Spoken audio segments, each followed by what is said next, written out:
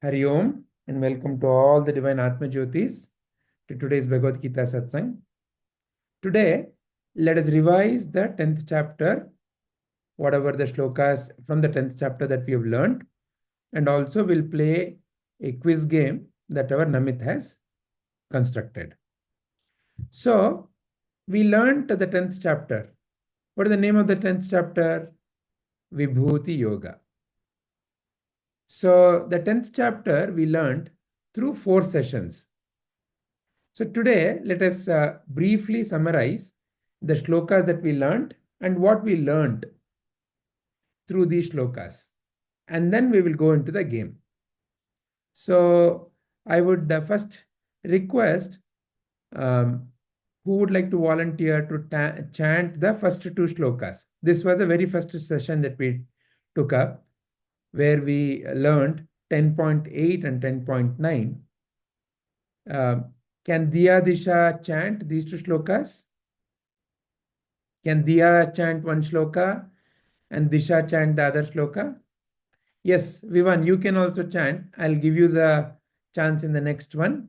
Today we'll be revising all the other shlokas also. Repeat or meaning. Sure. Yeah. Okay, so what we can do is let Diya chant 10.8 and Vivan, you can read the meaning. And Disha can chant 10.9 and Vivan can read. Okay? Yeah. Disha, would you please chant?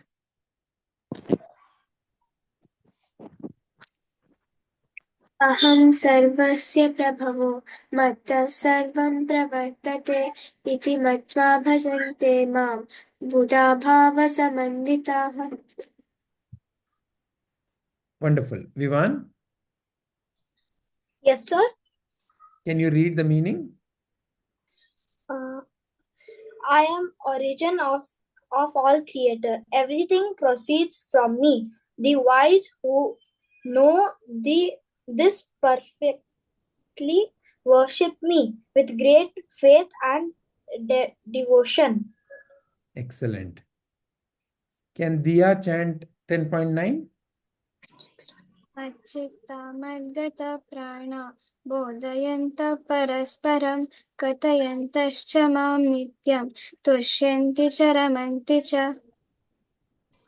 Vivan, can you read?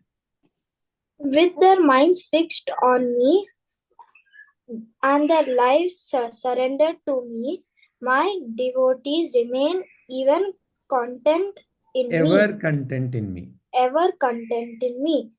They derive great satisfaction and bliss in enlightening one another about me and conversing about my glories. Excellent. Thank you very much. So this is what we learned in the very first session. 10.8 and 10.9 together. And this session was actually handled by Manya, you may recall. So Manya, would you like to summarize what is that we learned through 10.8 and 10.9?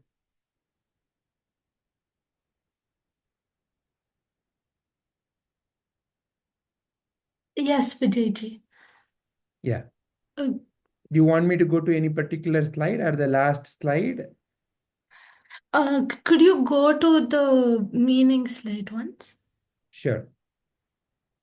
So this is the 10.8 and then this is the 10.9. And then you may recall you did this experiment of beauty or ugly. And then the tulip drawing. And then the Happy Mother's Day. And then the special power. So in both the shlokas 10.8 and 10.9, we understood how everything in the world is but a form of Krishna himself. It's his energy. It could be you, me, the insects, the mosquitoes, all the animals, all the living creatures, all of them are the forms of Sri Krishna. And when we somehow intentionally or unintentionally in our mind, when we think or classify something as ugly or beautiful, it's really our mind playing it all. It's really something that we connect. We for some reason we may classify it as ugly or beautiful. We also saw through the experiment how some things were beautiful for some of us, but at the same time the same thing was perceived as something that's ugly for the rest of us. So it really is not something that's got to do with the very thing, the person, or the animal, the different pictures that I showed. It's really about how each and every one of us perceive that object or person. But in truth, then what is the reality of that object? The only truth is that it has some divine energy in it. It is the divine, it is a form of Krishna. And that was the truth that we realized. Also, Krishna tells us that we must do everything as a service to him. So then one question could be why would we do that? And also how different would it be if I did it for me or some other purpose than me doing it for Krishna? Then we took the example of how we just tried to recall situations where we made greeting cards. It could be for Teachers' Day, Mother's Day, Father's Day. Then when I asked all of you, most of you told me that it was a really joyful experience. It was a really nice activity. You felt really happy doing it. It's not that you were very nervous or stressed about whether or not your parents are going to like it, how would your teachers react. It was simply out of some selfless feeling. It was simply that you just had to give all your best and just do it. And you didn't really think about what the other person would think or what the result would be, but simply about the process itself. And that we realized is because of some love, some respect, that feeling that we have towards the person that we are making it for. And similarly, when we do anything for Krishna or the divine energy for whom we have so much of respect and love in our heart, when we do any activity, no matter how hard it would seem otherwise, it becomes a really joyous activity. It helps you not only feel good when you do it, but also the process itself becomes a very fruitful and very rewarding experience. And that is uh, how different it is when you do something as a service to Krishna or with some other intention. Also, we saw how knowing all of this, that there is a divine energy in all of us, and when I feel something for someone else, it's actually me feeling it. It's the same feeling if I were in the situation. I think you all can recall this example that I think Snigdha gave, where she saw a movie, I think Charlie, where there was this dog and how she cried.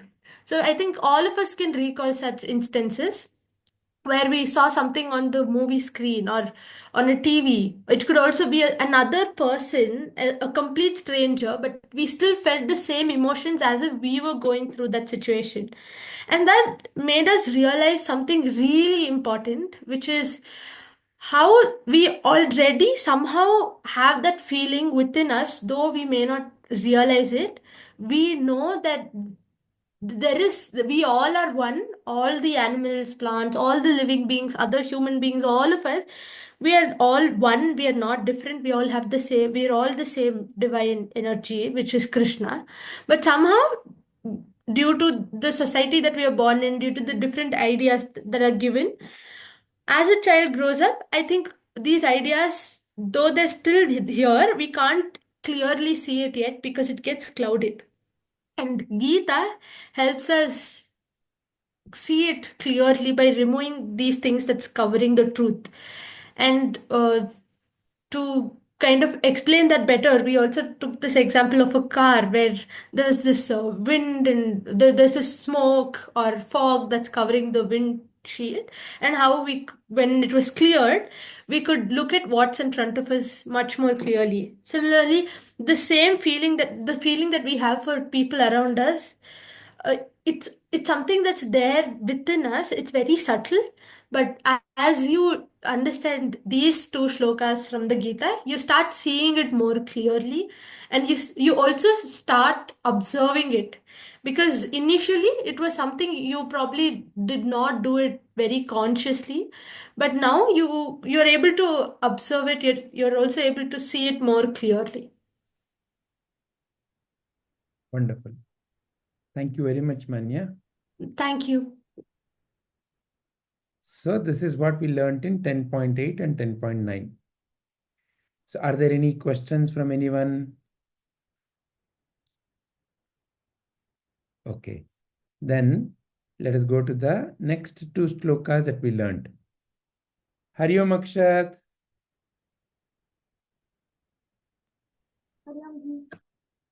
Today we are revising what we have learned in 10th chapter before we play the game that Namit has created. Okay, so next session we took 10.10 and 10.11, these two shlokas together. Rohan, would you be able to chant 10.10 and 10.11? Yes, sir.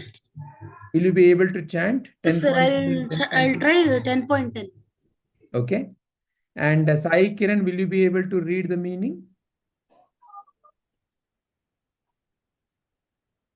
Sir, Sai Kiran? sir, I can. Yeah, let me see if Sai Kiran wants to read.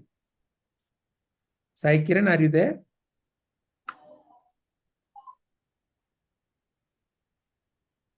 Okay, so looks like Sai Kiran is unable to unmute. Okay, so Vivan, will you only read? I can read the meaning. Okay, very good. Yeah. Rohan, can you please chant? Okay, sir. तेषां सततयुक्तानां भजतं प्रीतिपूर्वकं ददामि बुद्धियोगां तं येन माम् उपयन्ति ते. Okay, you need to break To those 1 minute, Vivan. Let me help Rohan first. So, you need to break here, Rohan. Tesham satata yuktanam bhajatam pritipurvakam dadami buddhiyogam tam yena mamupayanti te. Can you repeat once more, Rohan? तेषां सततयुक्तानां भजतां प्रीतिपूर्वकं ददामि बुद्धियोगं तं येन माम् उपयन्ति ते. Correct. Vivan, can you read the meaning now? to those whose minds are always united with me in loving devotion, give the divine knowledge by which they can attain me. Very nice. So this is 10.10. And then we also learned 10.11. Rohan, are you able to chant this?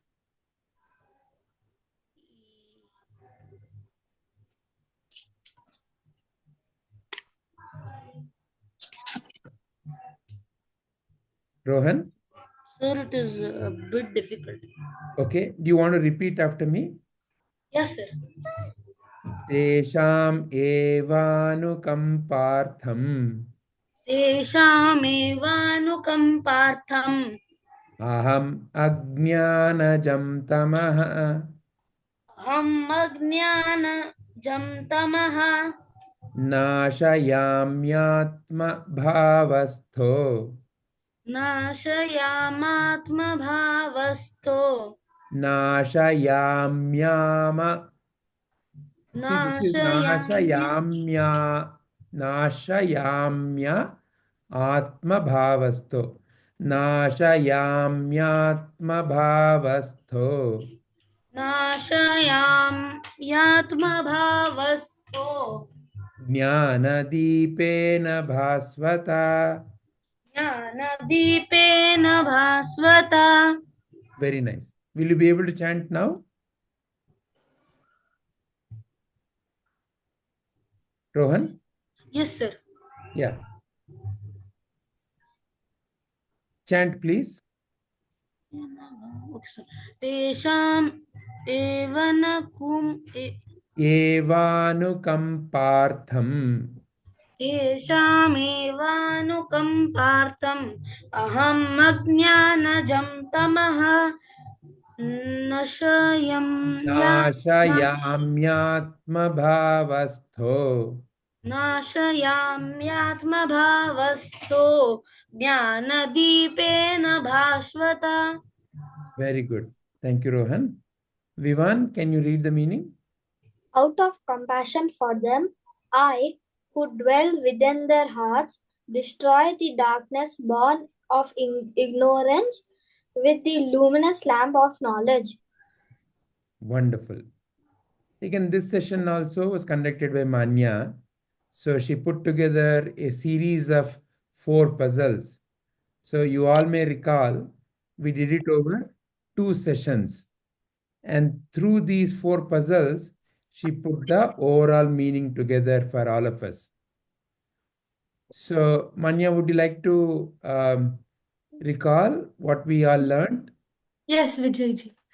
So the first puzzle, I narrated to you the story of a boy, Manish, but it's really not about the name, but just about the character. We listened to the story, and somehow all of us had this one opinion about Manish, that he's not a very nice boy and that he is very bad. Then I asked you, what makes you feel so? Why did you come to this conclusion? And then somehow interestingly, we all of you give me different answers. So some of you told me that he was a very angry child. Then you said he was very greedy. He had lot of desires. He was also very attached to things. He was jealous of his friends. And then we saw how all of these qualities, these 6 qualities, they're called as the 6 enemies that we have, the Arishadvargas, right? I also showed you the picture of Krishna and Kamsa, and I asked you what's the difference between these two people in the picture. And then we realized how it's just these 6 qualities. They are the difference. That is the difference. Krishna doesn't have these 6 qualities, or he's defeated these enemies. Kamsa, on the other hand, has all of these 6 qualities in different forms. Then our next question, logically, would be, so there are these 6 enemies that we're supposed to get over. We should get victory over these 6 enemies. So how do we do that? How do we defeat these enemies?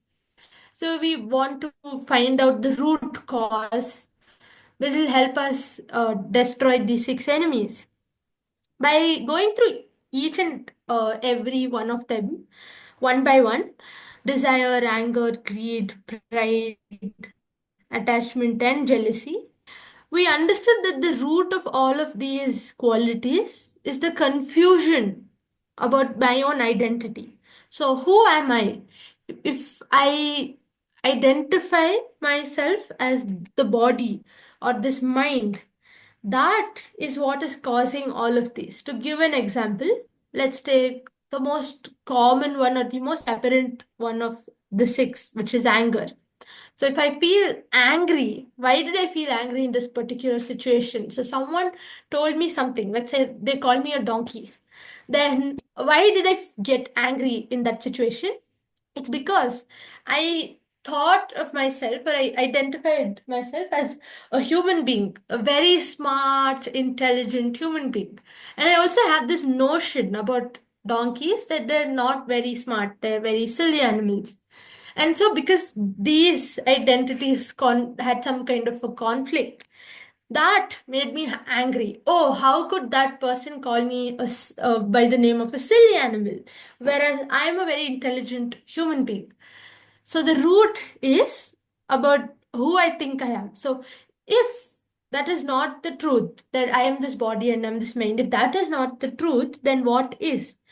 So we realized how I am this light of the self. I am this Krishna, this divine energy, which is the same in each and every one of us. In puzzle 3, we looked at different situations.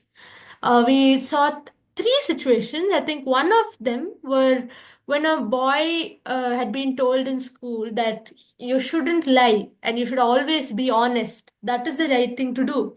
But sometimes he's in this situation where it's just easier for him to lie and get out of the situation. So he lies sometimes, though he knows that that is not the best thing to do. That's not the right thing to do. And we also looked at how there was this other child who knew eating unhealthy food or junk food, fast food was bad to the body, and having more of fruits, vegetables, nuts, they were good for the body. This is also science. But still, when the child looked at these advertisements on television or when he went outside to some shops, then he couldn't control but have them. So we realized how, though we may know the truth, that we may know different kinds of truths. It could be to be honest, it could also be to have healthy food, it could also be the truth that I am this divine light in me. But sometimes we find ourselves in the situations where we act almost as if we don't know the truth or it's against the truth. Our acts are against the truth. So why does this happen? We realize that there is a difference between understanding or realizing the truth and getting established in the truth. So until and unless I get established in the truth, I actually apply it and start living by it to such extent that the situation doesn't matter, how I feel doesn't matter, none of this make an actual difference to me, but I still continue to do what is right and what I believe is the right thing to do. So that is getting established in the truth. Getting back to the example, the person who lied in some situations, if he were established in the truth that I should always speak the truth no matter what, then irrespective of the situation and how that situation made him feel, he would still speak the truth. Finally, the most important, the most interesting puzzle, the fourth one, is where we listened to this very interesting story. So I narrated a story of how Vijayji and some other people helped rescue a monkey which was very injured. And I asked all of you how that story made you feel. And somehow all of us were really happy listening to that story. It made us feel really nice that someone did something good to someone else. So I asked you why you felt this way. And also to think about your own life incidents where you have helped someone.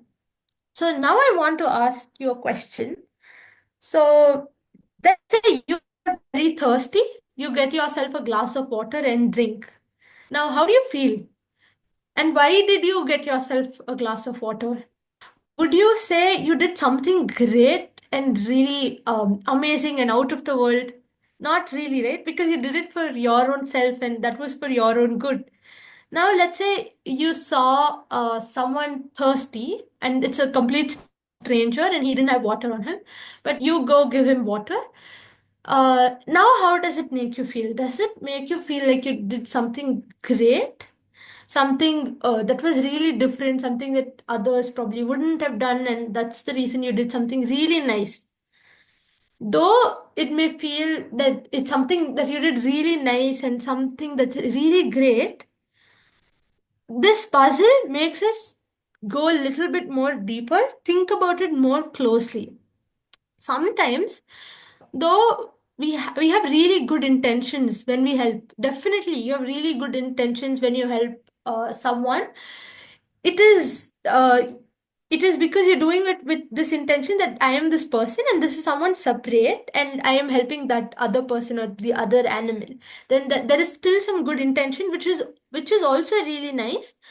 But then, as you keep doing this, as you keep involving yourself in these seva activities, as you continue to help people, you realize, like we did when we listened to the story of how when you help someone or when you see someone helping somebody or some animal even, you feel happy. There is something within you which feels really happy, which is your own true self. You feel really nice. You feel really happy. You feel really content that that happened. So, through these seva activities, by indulging in these very selfless activities, you come to this realization that I and the other weren't really separate. We are all one. There is Krishna and all of us, and we are all the same divine energy. That leads to your good intentions, being pure intentions, where it doesn't feel like you're doing something really great, but it feels the same way as if you quenched your own thirst.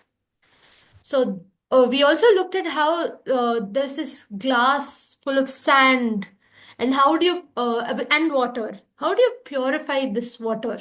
You just put it through some paper or some filtering paper. You let it settle, then you pour it to some other glass. Basically, you remove the dirt, and the water becomes pure on its own. So you don't really have to do something to the water itself. You don't really have to add something or change the water, the texture of the water, but simply remove the impurities. Just like how in the previous sets of shlokas, we looked at how the front glass of the car was covered and you couldn't see clearly because of fog. And suddenly, when you just wipe all the fog out, you now start seeing clearly. Similarly, the truth, so and how you feel, it the basically the intentions that you have when you do something, they really just need to go through this process. Now, what is this process? It's to indulge yourself in activities in the name of Krishna, to do it selflessly, and through this process, the intentions become pure, just like this glass of water. And nothing really changed about the water itself or how you feel, but it just became more clear by removing all the impurities, which is this idea of me and you. We are separate. And just by removing this, you get this realization that we are all one, and we all are the same divine energy of Krishna. And that was puzzle 4. And how do you connect all of this? In short, the only thing that is really important for you is to realize your own true nature, to understand that who you truly are, and to realize that you are this Krishna, you are this divine energy, and then to realize how all other living beings are just the same. So all of us are same, we are not different. And that is essentially what Krishna is telling us in these two shlokas. Wonderful. Thank you very much, Manya. Thank you, Vijayji. So, before we summarize our next learning, any questions so far? Okay. Then, in the next session, we learned 10.12 and 10.13. Who would like to chant? Does Akshat know how to chant these two shlokas? Yes, Ji. Okay. If you need, I can help you, Akshat. Can you please chant? And is Sai Kiran there? Are you back, Sai Kiran? Yes, Ji. Yes, Ji. Okay. There. After Akshat chants the shloka, can you read out the meaning? Yes, Ji. Okay. I was having some internet issues, so I couldn't able to answer. No problem. No problem. Yes, Akshat. Arjuna uvacha param brahma param dhama pavitram paramam bhavan purusham shashvatam divyam adidevam ajam vibhum. Adidevam ajam vibhum. Adidevam ajam vibhum. Very nice. Thank you, Akshat. Sai Kiran, can you please read out the meaning? Yes, Ji. Arjuna said, "You are supreme divine personality, the supreme." Abode. Wait a minute. The supreme adobe, the supreme purifier, the eternal God, the parimal being, the unborn and greatest. Wonderful. Thank you, Sai Kiran. Akshat, can you read out the next one? आहुस्त्वां ऋषयः सर्वे देवर्षि नारदस्तथा असितो देवलो व्यासः स्वयं चैव ब्रवीषि मे. Very nice. Only one change, Akshat. Devar Shir. Can you see here? So, Devar Shir. Ahustvam Rushaya Sarve Devar Shir Naradastatha. Can you say that? आहुस्त्वां ऋषयः सर्वे देवर्षिर्नारदस्तथा असितो देवलो व्यासः स्वयं चैव ब्रवीषि मे. Very nice. Thank you. Sai Kiran, can you read out? The great sages like Narad, Asti, Asita. Asita, Divala, and Vyasa. Devala and Vyasa. Devala and Vyasa proclaimed this, and now you are declaring it to me yourself. Very nice. Thank you very much, Sai Kiran and Akshat. So, essentially, to understand this, we did some simple experiment. You may recall, I asked all of you to group these pictures according to their family. You all classified them into, most of you gave the answer, okay, these three belong to bird family, these three belong to animal family, then this is plant family, this is people family. And I asked you, how did you do it? And all of you gave the answer. We looked at how they look like, how they sound like. So in some cases, maybe the smell. So like that, you said we looked at some qualities, and these qualities we were able to notice, and based on that we classified. Then I asked you, there are two distinct kinds of qualities. Can you recognize them? I asked you. And for that, I gave you the example of fire. I asked you, what are the qualities of fire? So after all of you listed, we then identified that some qualities of fire cannot be removed from fire. They are not modifiable. And that is what we called as Swarupa, unchanging, independent nature of fire. As an example, we looked at Dahakatva, to burn. That is an intrinsic ability in fire. You cannot remove the burning capability of fire and call it as it is fire. Or when fire is burning, light, the ability to give light, it is already there as a Swarupa. Ushnatva, heat. Whereas some other qualities, we recognize them as dependent. For example, brightness. It depends upon where it is burning, on what material it is burning. For example, if you take a small lamp, the amount of brightness would be less. Whereas if, let's say, there is a wildfire, the brightness would be more. Like that, intensity, color, temperature. So some of these qualities are dependent. So they can be modified. So we recognized through this example that in any quality of any object, there is Swarupa, which is intrinsic, and there is Guna, which is dependent. And What is the purpose of recognizing this? By recognizing Swarupa, you know it is not modifiable. And by recognizing Guna, you know it is modifiable. So, here, Sri Krishna and Arjuna. Arjuna is recognizing the unmodifiable Swarupa of Bhagavan. Or in other words, your true nature. And these are all the different Swarupa Lakshanas that Arjuna is describing. Param Brahma, Parandhama, Pavitram Paramam. So like that, we recognized that what Sri Krishna is being called as, when Arjuna is saying this, all these qualities in the shlokas, what kind of qualities?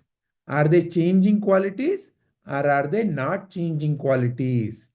And as you can see, they are not changing, permanent, or intrinsic to divine, intrinsic to you.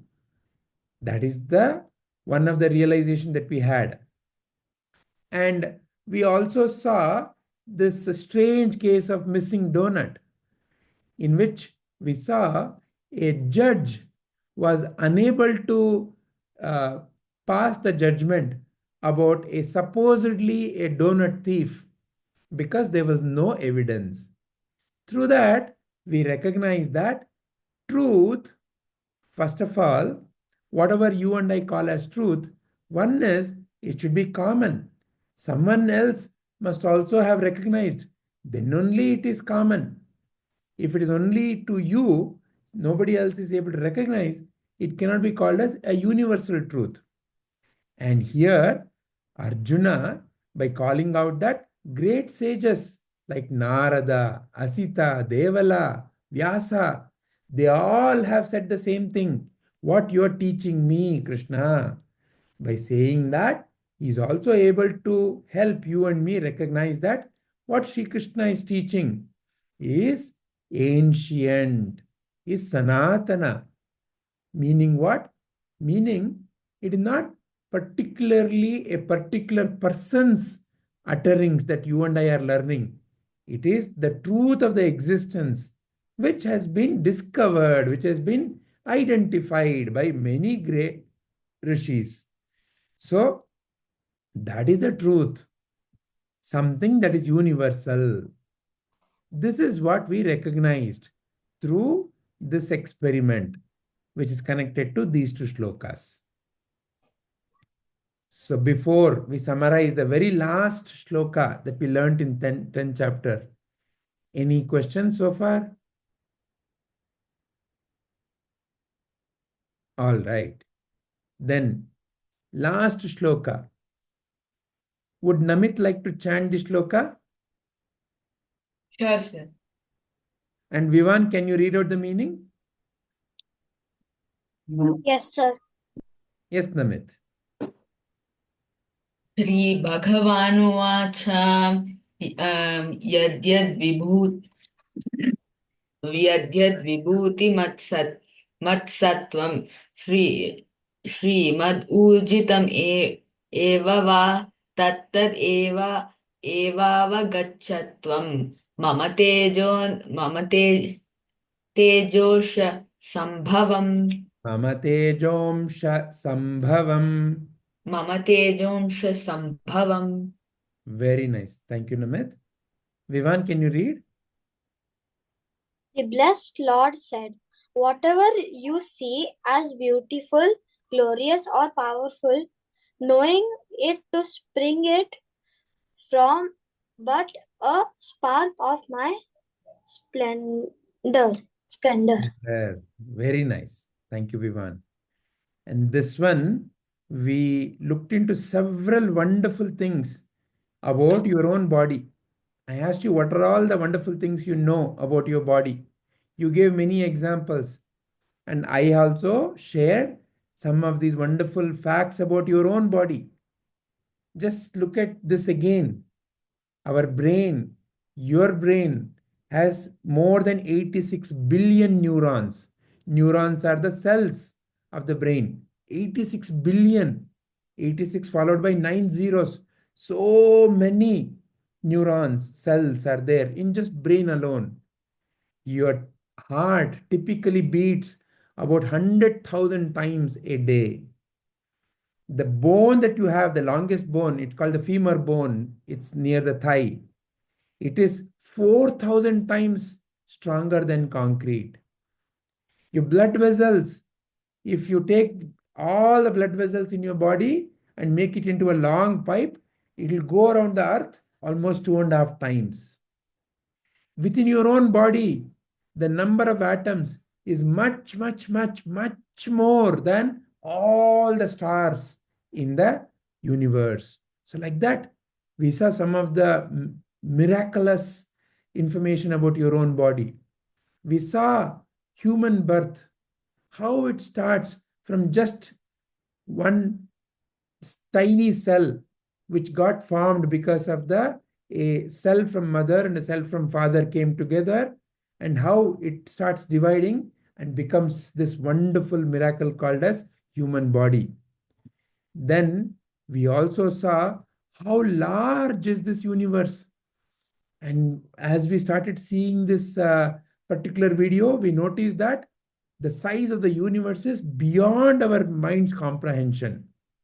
So, in a way, even in the tiniest of that thing, what we call as a cell, or the largest, say, a galaxy, so much detail is there and so much beauty is there. So, whatever the tiniest thing that we know, there is tinier than that. Whatever the largest we know, there is larger than that. So, in a way, human mind can never see what is the smallest, also can never see what is the largest. And that from the smallest to the largest also, there is so much of beauty and wonder. Each one of you is so unique in your own body structure, in your own thinking, in the way you speak, in each and every little detail. So we saw how each and everything is so wonderfully different. And what Sri Krishna is teaching is all of this is just like a little speck of my splendor. So then it is even impossible to imagine the glory of the divine. So this is the teaching from this shloka. So these are all the shlokas that we've learned in the 10th chapter. Vibhuti Yoga. Vibhuti means the glory of the Lord, the glory of the divine, which is your own true nature. So by helping you and me see the glory of this existence, Sri Krishna is helping you and me recognize what a wonderful, miraculous life that has been given to you and me, so that you and I can make the best use of this for the benefit of everyone else. So that is the purpose of Vibhuti Yoga, to show the glory and to say that you have all these divine qualities and divine power. How do you want to use it for the benefit of everyone else? Is the wonderful opportunity that you and I have. So with that, let us end the revision of 10th chapter. So now